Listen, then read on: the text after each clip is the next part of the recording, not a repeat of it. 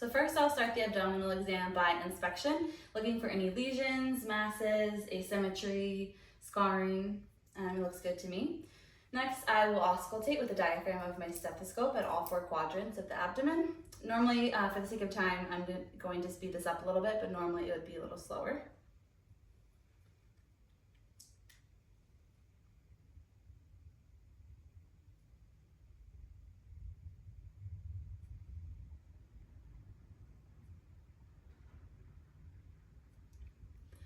Next, I'm going to listen for bruits with the bell of my stethoscope at the aorta and the renal arteries.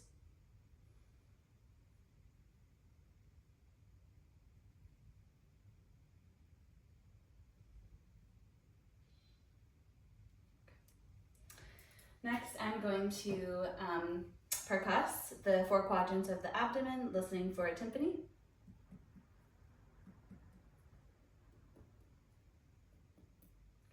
Next, I will percuss the liver span.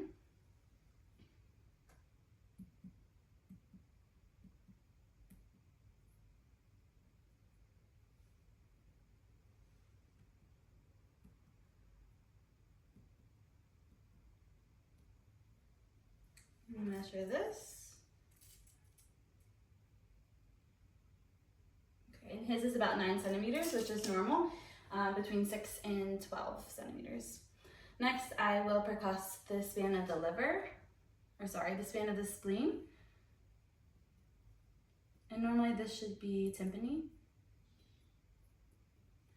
Any dullness could indicate that the spleen is enlarged.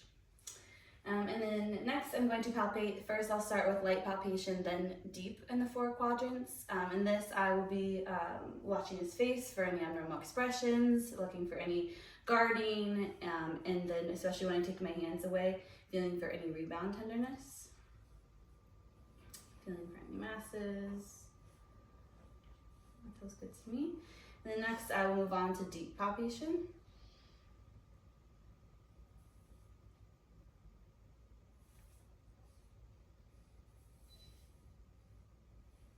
No rebound tenderness noted. Next, I will palpate for the liver. So I'll ask you to take a couple big breaths for me, in and out.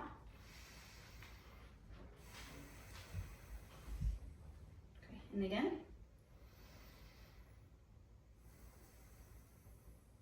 Okay.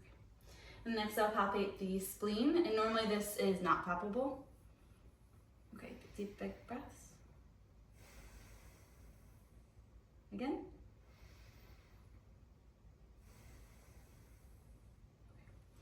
Next, I will feel the flanks for any masses or tenderness. This is also normal to not be able to be palpated. Big breaths. Again. And again on this side. Again. And none were noted. Next, I'm going to feel for the span of the aorta.